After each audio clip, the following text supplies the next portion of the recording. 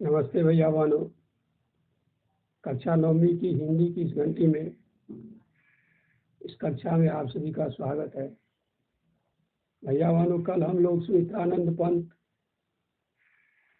जी का परिचय प्राप्त किए थे, उनकी जीवनी को देखे थे। आज हम लोग उनकी रचना ग्राम श्री को पढ़ेंगे। भैया वानो, अब तक जो कक्षा हुई है हिंदी की, मैं उम्मीद करता हूँ कि आप लोग अच्छे से सब कुछ जाने होंगे, अच्छी से ढंग से पढ़ाई की होगी। लेकिन आप लोग यह कि अभ्यास करके नहीं भेज रहे हैं, इस पर थोड़ा सा ध्यान दीजिए और अभ्यास भी करके प्रश्नोत्तर भी बना के भेजा कीजिए।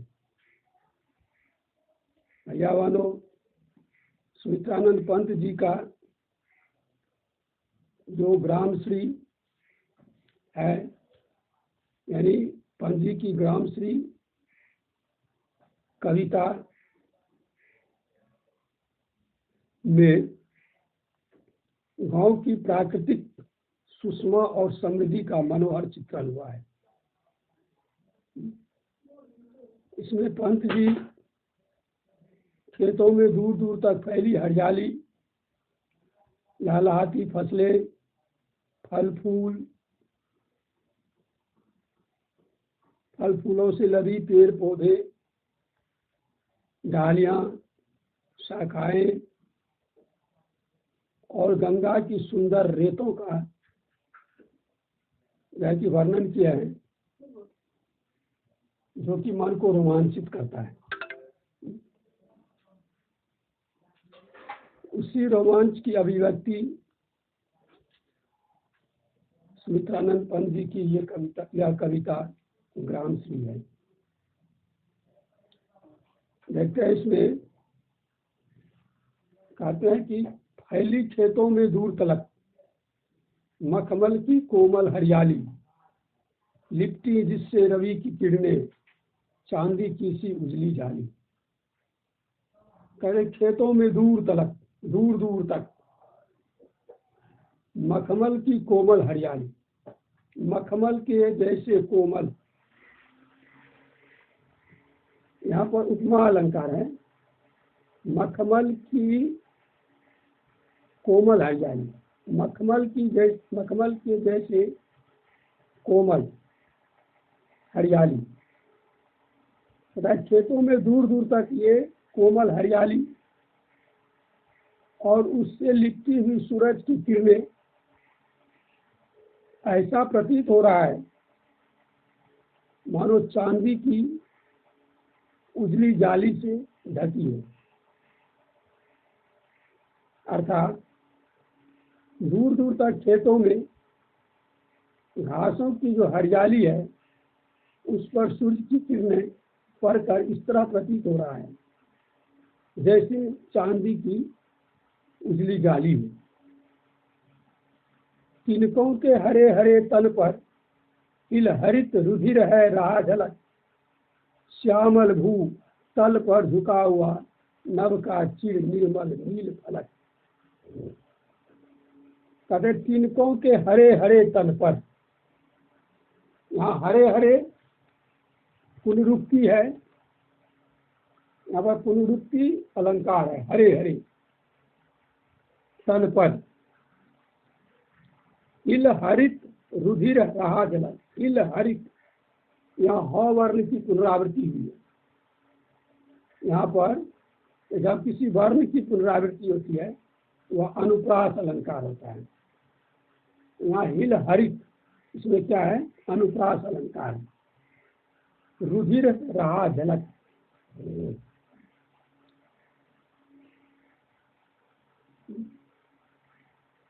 तिनकों के तन पर,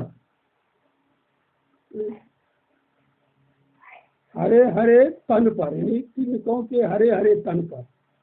यहाँ पर जो है कि मानवीकरण हुआ है, इसलिए मानवीकरण अलंकार है। तिनकों के तन पर इल हरित रुधिर रहा झलक, कहता है तिनकों के जो हरे हरे पत्ते हैं, तिनकों के हरे हरे जो पत्ते हैं, तिनके रूपी जो तन है, उस पर हिल हरित रुधिर, उसकी जो हरियाली है वह हिल हिल कर इस तरह हिल रहा है मानो कि उसका रुधिर हो, यानी उसका खून हो। वह जो है कि हरियाली, जो घास की जो हरियाली है उसके तन पर हरा हरा रंग जो है कि उस पर झलक रहा है। तथा कि श्यामल भूतल पर झुका हुआ नभ का चिर निर्बल नील पड़ा। नभ का चिर यानी लंबा, बहुत विशाल, निर्मल यानी शुद्ध, नील फलक, नीला फलक, नीला आकाश, श्यामल भू पर, काले भू पर। तो श्यामल भू मतलब जो हरियाली लिए हुए धरती है उस पर निर्मल नील आकाश जो है कि नील नभ जो है कि वह झुका हुआ सा प्रतीत हो रहा है। कहता रोमांचित सी लगती वसुधा, आई जो गेहूं में भाली, अरहर सनई की सोने की किंकिनियां है शोभाशाली। अब जो है कि ये रोमांचित सी लगती वसुधा, वसुधा जो है, धरती जो है वह रोमांचित सी लगता है, जैसे वह खुशी से झूम उठी है, रोमांचित हो गई है। क्यों? क्योंकि जौ में, गेहूं में अब बहाली लग गया है, उसमें शीश लग गए हैं। अरहर और सनई, अरहर तो जानते ही है, और सनई एक पौधा होता है जिससे सुतली निकाला जाता है। जैसे हम आप पटुआ जानते हैं जिसको पटसन कहते हैं, उसी जाति का एक पौधा होता है सनई, उससे सुतली निकाला जाता है। तो कहता है कि अरहर और सनई की जो क्या कहते हैं कि उसका जो फल है, जो छिमियाँ हैं वो कैसा लग रही है, कैसी लग रही है, तो जैसे वे सोने की किंकिनियाँ हो। उड़ती भीनी तैलाक्त गंध, फूली सरसों पीली पीली, लो हरित धरा से झांक रही, नीलम की कली तीसी होगी। अब क्या है कि अरहर और सनई की जो छिमियाँ हैं, जो फल है, वह कैसी लग रही है, तो सोने की किंकिनियाँ जैसे शोभाशाली है, शोभा देती है। अब उस पर से क्या होता है कि तैलाक्त गंध, किसका तैलाक्त गंध, तो फूली सरसों की पीली पीली, ये जो पीली पीली सरसों फूली हुई है उससे जो गंध निकल रहा है वो तैलाक्त गंध है, यानी उसमें तेल का गंध है। वह जो है कि तेल युक्त गंध है। वह जो है कि खेत में क्या हो रहा है, उड़ रहा है। और कहता है लो हरित धरा सी झांक रही, नीलम की कली तीसी नीली। वो कैसी क्या झांक रहा है, तो नीलम की कली, तीसी की जो कली है, जो तीसी में जो कली लगती है वो कैसा नीलम के समान प्रतीत हो रहा है। जो नीलम एक प्रकार का रत्न होता है, तो तीसी की कली वो नीलम की जैसे प्रतीत हो रहा है। वो क्या कहता है, हरित धरासी झांक रही। वह जो है कि हरी वसुधा, हरी धरती को जैसे देख रही है, उसमें वे झांक रही है, उसको एकटक देख रही है। अभिप्राय यह है कि अब खेतों में, जौ गेहूं में, अरहर सनई में फल लग गए हैं, जो सरसों है वो फुला गए हैं, और तीसी में फल लग गया है, तीसी में भी फल फूल लग गए। रंग रंग के फूलों में रिल मिल, हंस रही मखियां सखियां मटर खरी, मखमली पेटियों सी लटकी, छिमियां छिपाए बीज लगी। कहता है कि रंग रंग के फूलों में रिल मिल, हंस रही सखियां मटर खरी। रिल मिल मतलब हिल मिल, जो खेतों में रंग बिरंग के क्या है, फूल हैं, उसमें जो है मटर रूपी सखी, उन फूलों की जो सखियां हैं, मटर मटर रूपी सखी जो है वह भी उसमें हंस रही है, उसमें मिलजुल के। अर्थात जौ, गेहूं, सनई, ये सब जो है इसमें मिल के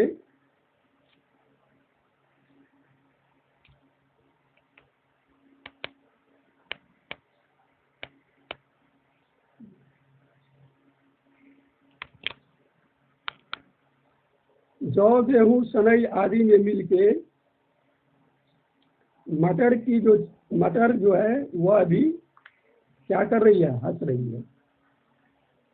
और वो क्या कर रही है, मखमली पेटियों सी लटकी छीमियाँ छिपाए बीज भरी। उस मटर की जो छीमियाँ है वो कैसी है, तो मखमली पेटियों की जैसे, मानो कि वो मखमल की पेटी हो और उसमें वह अपने बीजों की जो लड़ी, बीजों की जो माला है उसको वह छुपाए हुआ है। फिरती है रंग रंग की तितली, रंग रंग के फूलों पर सुंदर, फूले फिरते हैं फूल स्वयं उड़ उड़ वृंतों पर। यहाँ वृंतों का जो है कि क्या हुआ है, आवृत्ति हुई है ना। यहाँ पर उड़ उड़ कर, यह उड़ यहाँ भी आवृत्ति है, तो यहाँ पर क्या पुनरुक्ति अलंकार है।